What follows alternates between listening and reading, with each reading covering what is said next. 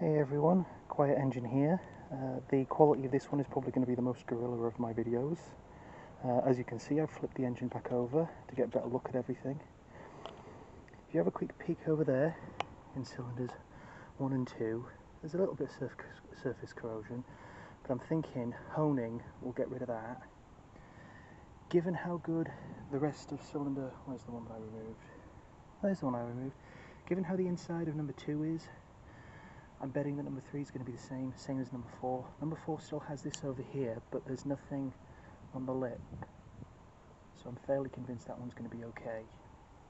All these lifters will need to come out. So far I've managed to achieve removing one of them. Some of them are a little bit more raised than others, so I'll try and get some like WD-40 in on these ones, see if I can pry them out. The ones that really annoy me are the ones near the front. I like it when I get to work near the low numbers and work my way back. That's why I wish I'd been able to remove cylinder number 1 first, but oh well, whatever, it is what it is. As you can see now, cylinder number 6 is terrible all the way around, and cylinder number 8, surprisingly, is looking worse, and it didn't look that bad when I remember it. Cylinder number 7, the same. They don't have any lipping on them, so they're all okay in that regard. I'm going to put a bit of grease remover on this one just to see if it cleans up a little bit. They all need to come out anyway, but the reason why I'm showing you this is I'm not sponsored by anyone, but I'm going to be pouring this down. This is Evaporust, as you can tell from the label. Non-toxic, powerful, non-scrubbing, reusable. Now I've used this before. I took the front bumper assembly off. It's the piece of the chassis that holds the 2 separate front bumpers on. I was able to put part of it, like I created like a piece of guttering. You know, you take like a piece of guttering and you poured that in, sat just the centerpiece, and this was a piece that was on the bottom of the car, this car, and has been rusted, and you know, you can imagine it. This was a south of Canada, north of America kind of area car where it ran in like areas like North Dakota, South Dakota, Washington. Those were the general areas that it seemed to be spending most of its life. And it came with snow tires, so you can only imagine the condition of what most of it would have been like. And yet this brought it back to bare metal. I am not sponsored by them, I just very firmly believe in them. The only issue that I've ever had with it is that sometimes it's flash rusting, but that's not the fault of the product. That's the fault of me not taking care of the product after, you know, doing some aftercare with them. So I'm going to pour it in here. The reason why I'm pouring this in here is because I want these cylinders clear, so when I flip it back around again, I'll have more chance to be able to get these cylinders out, because if I can get these worst stuck cylinders out, or I can at least get all this rust and, you know, marking on the side of the cylinders, I can free up the crankshaft, because that's what's holding this all in. I've got WD-40 there, bought the big can. I also got this to clean off with the side. I've been scraping the side of the block off, not on this side, but you can sort of see where earlier I did a small patch just to sort of show you just how caked on it is. And I want to get some of this off as well. You know, like on the days when I can't do anything mechanical, you know, you see like a big chunk like that and you think, yeah, that'll come off eventually. But that's going to be my plan of attack. It only takes 24 hours. They say only soak it for a couple of hours. I've left things in for 24 hours and it's brought things back to bare metal. Some people might say that's bad. Some people might say, no, you're taking off all the paint and everything. If something is rusted and you need to soak it in Evaporust, I say pour it in anyway, because you'll need to repaint it all. So this is part 1, I guess. I'm tempted to make this, because this is only the next day after I filmed the previous video, part 5, which is on the playlist. If you watch that video, I'm tempted to do this as a part 1 and 2, like come back to it the next day and record it then, if the weather allows me. As you can see, it's very overcast, but I wasn't going to let it hold me up today. Also, I had my friend, a good crane here, to help me lift up the front of the engine while I was turning it. As you can see, I couldn't get the original pin in, so I've had to use a press pin. But you know what, it's sturdy enough, it does the job, it's holding the weight, and it's making sure that this thing isn't spinning around. You know, I don't think I've got the copyrights to use that music, so I'm not going to try. But I might do this as like a part 1 here. That's the trouble when you're a wonderful British man like I am, you get all the birds. Sorry, I had to make the pun. But I might do this as like a 2-parter, so if this video just stops, you'll know I decided not to do that. And if there's a part 2, I'll see you in part 2. Once again, I want to give a massive shout out. Thank you so much to all the new subscribers. I really do appreciate it. I would like to get 100 before the end of the year.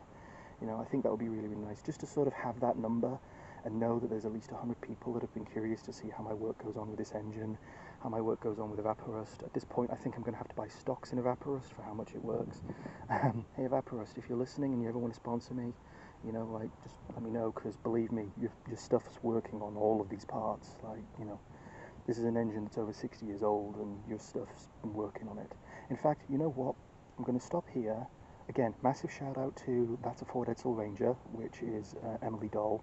Massive shout out to Junkyard Hack, because again, without him, I wouldn't be doing this. He's currently working on restoring a Chevy Biscayne. Well, not restoring it, he's putting it back together, putting it back on the road. I think if I said that he was restoring it, he'd go like, you know, don't you say that, you know, how dare you threaten me with fancy words. But yeah, I will be working on the engine. I think I can hear some lightning over here. Here's hoping it's not McQueen, Kachoo. I know I'm kind of rambling. Yesterday, as you probably heard at the end, I had to cut things short. It was a bit of a bad day, so I'm doing this for me. This is for me. This is to prove that I can do it, you know, do it how I want to do it. Prove that to myself that I can do these things, and to just show you that if people are willing to spend time, if I ask a question, or if anyone asks a question, you'd be surprised what you can come up with, because I'm only this far because I've asked questions, I've talked to people, and it's when people turn around and they go like, oh, you should leave it alone and let a professional handle it. Well, how does anyone become a professional if they don't ask questions? You know, how does anyone learn? You ask questions. The only stupid question you ask is the one that you don't ask. That was taught to me by somebody. But for now, guys, if this video ends here, I'll say bye for now. If it doesn't, enjoy part 2 when it creeps in. Well, here's that part 2 I was umming and ahhing about. As you can see, I've taken all the Evaporust out. Compared to how they looked last night, you can see now that's what Evaporust does. That's currently WD-40 sitting in the bottom of all these cylinders here. But I've got some good news, they technically don't need them. Every single cylinder at the moment is moving. And I'll show you what I mean. It's not much. This was the only one that isn't. This is the only one that isn't, but I'll show you what I mean. It takes a little bit of finagling because I've got to try and use this the best that I can. Right, I'll put the bolt back on there for now.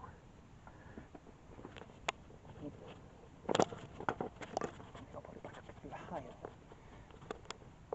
One-man camera crew. One-man camera crew, how gorilla can you get? Look.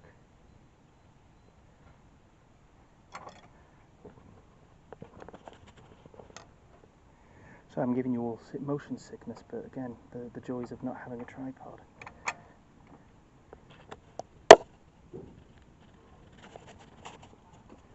Right, watch, I've lifted it up there.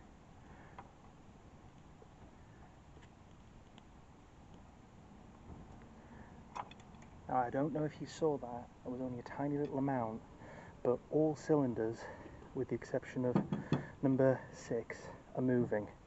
That one is completely jam-packed solid. So, whatever's making it stick, I'm really going to have to work on to deal with it. But I wanted to share this with you guys because this is an improvement from where we were before, because originally nothing was moving. Not a damn thing. Now all of these are all freeing up bit by bit, bit by bit. It's just this one. Once this one's freed up completely, I'm going to try and get some cotton balls in, see if I can get under here. Because if I can get under here and get the WD-40 to the rings, I'm going to use these. This baby buds. And get some baby buds, as foolish as it may sound, and try and see how deep against the wall there I can get into that gap. See what I can get out, because if I can at least get the WD-40 to get into under there, if I can get it cleaned out, I think I'm on the right track. Because you can see where all the buildup is stopping it from getting in and lubricating and doing its job.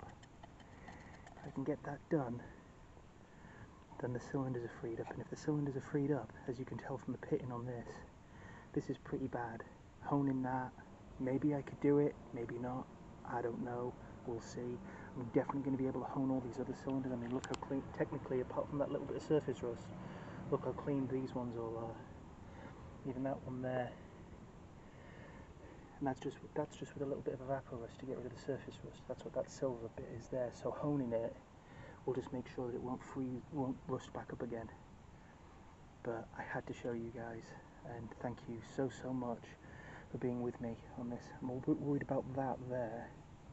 Oh, I say I'm worried about it. I rubbed my finger over it. It seems to have evaporated. But I'll still go in and I'll still do it all properly. But big progress. I just need to get so close to getting this done. And you can hear it in my voice, I'm a little bit enthusiastic because this went from being nothing was moving, nothing was playing ball, to there's life here, there's a chance here. And I know people will be saying get a new block, do this, do that. I'm going to try my best to revive this because the condition it's in, with the exception of the walls, is a prime candidate to get restored. Hope to see you guys soon. If you like the video, please share it. Please let people know. Please say, hey, you know, I've got this guy that's literally just on his driveway fixing an old Edsel engine and trying to do his best with what tools he's got, but he's willing to learn and listen. We'll see what we can do. But thank you so much for absolutely anything and everything that you guys do. Or, you know, let's see if I can get to 100 next. 100 subscribers would be really nice. But most importantly, getting this freed up. So I'm going to be here now for a while working on this. I'll see you later, guys. You all take care.